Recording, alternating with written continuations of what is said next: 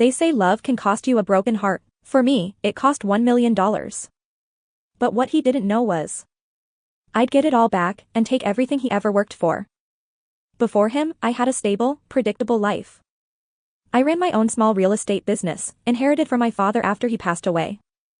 My work consumed most of my time, and honestly, I didn't mind. Work was safe. People weren't. I'd been burned before.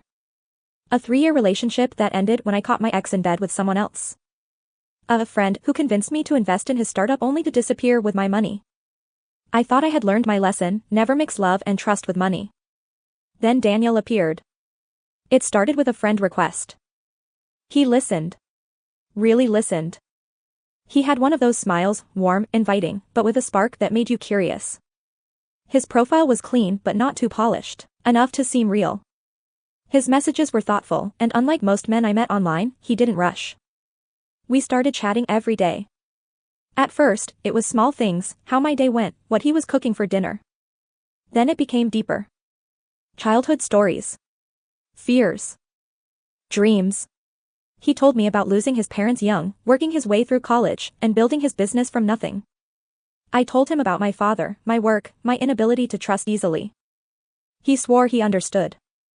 2 months in, we met in person. I remember standing in the arrivals hall at the airport, my hands trembling, my heart pounding. Then I saw him, tall, confident, carrying a bouquet of deep red roses. He smiled, and for a moment, it felt like the whole world faded away.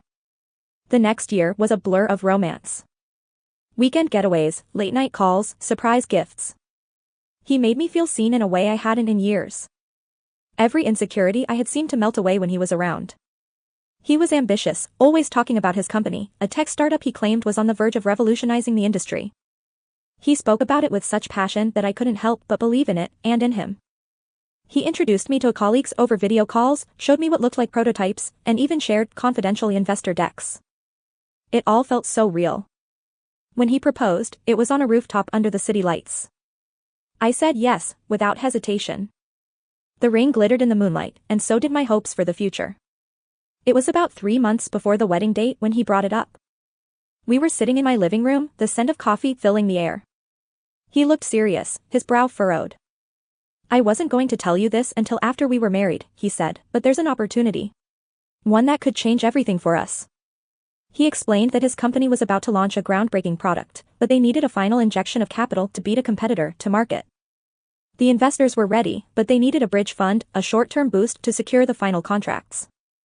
I'm putting in everything I have, he said, taking my hand. But if we can add $1 million more, we'll be set for life. No debts. No worries. Just freedom. I hesitated. That was no small amount. But he was convincing, too convincing. He painted pictures of our future home, vacations, even a charitable foundation we'd start together. Against every instinct, I agreed. I remember sitting at my desk, typing in the wire transfer details. It felt surreal, like I was crossing a line I could never uncross. He stood behind me, his hand resting gently on my shoulder, murmuring, "You won't regret this." The confirmation email pinged, and he kissed the top of my head. "We're going to have the life we always dreamed of," he whispered. The first sign was subtle. A missed call. Then another. "Busy day," he texted. "We'll call tonight." The call never came. 2 days later, I woke to find his number disconnected. His apartment was empty, mailbox overflowing. His email bounced back, social media wiped clean. Panic gave way to confusion, confusion to dread. I called mutual contacts, no one knew where he was. Some claimed they hadn't heard from him in weeks. Then it hit me, he wasn't missing. He was gone. With my money. I didn't sleep for days. My chest felt like it was collapsing in on itself. I replayed every conversation, every smile, every touch. How could it all be a lie? The police were polite but unhelpful. "These cases are complicated," they said.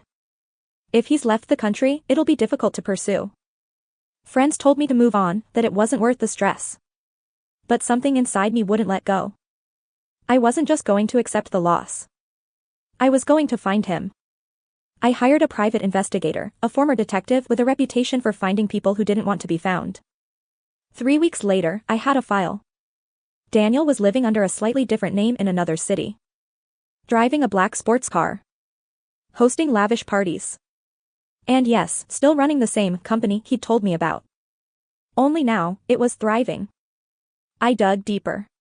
The company had investors, contracts, and a growing customer base. But beneath the glossy surface, there were cracks, loans, debts, and legal disputes. That's when the idea came. If I went after him directly, it would take years in court, and he'd probably hide the money. But the company? That was different. If I could take control of it, I'd take control of everything he had. I set up a fake investment firm with a convincing website, a virtual office address, and a team of actors playing my associates. We approached him as potential saviors, offering to buy a controlling stake to help stabilize the company. I knew he couldn't resist, he was desperate for cash, and his ego wouldn't let him walk away from big investors showing interest. For months, we played the game. Meetings. Negotiations. Fake due diligence. All while I gathered every scrap of information I could about his business and its vulnerabilities. Finally, he agreed. The papers were signed. The money changed hands, but not to him. It went directly to cover the company's debts, just as we'd arranged. The first board meeting after the deal was unforgettable. He walked in expecting to meet the lead investor. Instead, I was sitting at the head of the table. The room went silent. His eyes widened, his face drained of color. "Hello, Daniel," I said calmly. "It's been a while." For a moment, he couldn't speak. Then he tried to protest, to demand an explanation. But the documents were clear, I was now the majority shareholder. "I own this company," I said, my voice steady. "And as of this moment, you're fired." He lunged forward, but security stepped in. His access card was deactivated before he even reached his office. By the end of the day, his name was scrubbed from every file, every email, every wall. In the weeks that followed, I restructured the company, replacing his shady practices with legitimate operations. Profits rose. Investors stayed. The business flourished. As for Daniel, he vanished again, but this time, with nothing. No company. No money. No power. I didn't just get my million back. I took his legacy. People think revenge is about rage. But for me, it was about balance. He took from me my trust, my love, my security. I took back what was mine, and in doing so, proved that no one could break me. The scars are still there, but they remind me of something important: love without trust is dangerous. And trust without proof is suicide.